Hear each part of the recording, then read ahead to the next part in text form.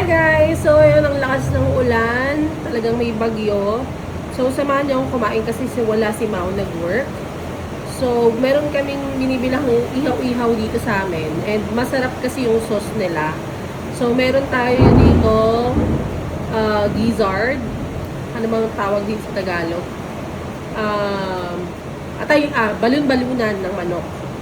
Meron tayong ulo ng manok. Meron tayong pangalan nito, intestine ng baboy. Dalawa yung binili ko kasi favorite ko yan.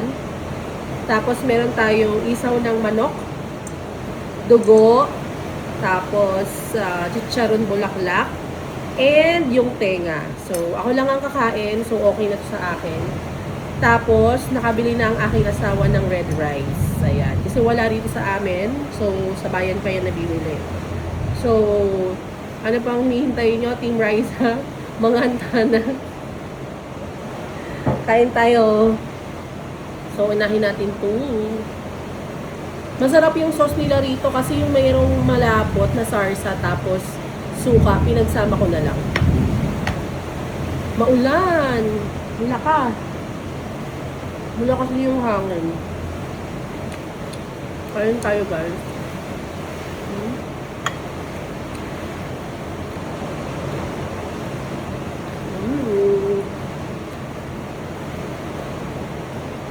Bawal to sa mga iglesia. Dugo ng baboy.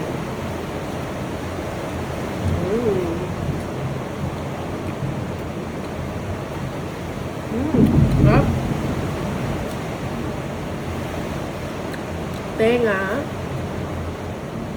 Dito lang namin to binibili sa may kanto namin ng subdivision. Sarap. Tsaka hindi mahal. Mura lang. Sa iba mahal na, ano? Kasi mahal ang bilihin, eh.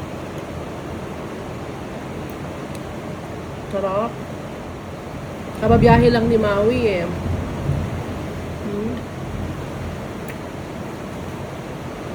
Kailangan niya mag-work. Kain tayo, guys.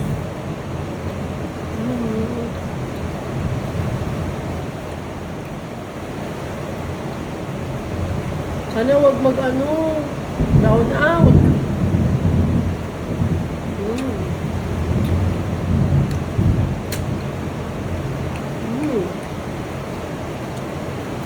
Gusto ng baboy. Hap.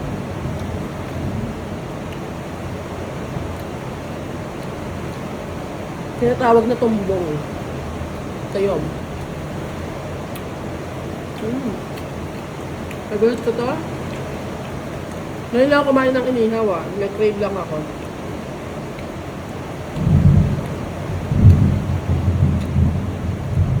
Tsaka nagkataon na may tinda yung dito sa amin.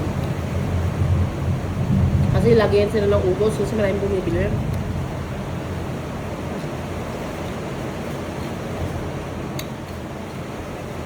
Tsaka hindi lagi sila nagtitinda. Ha?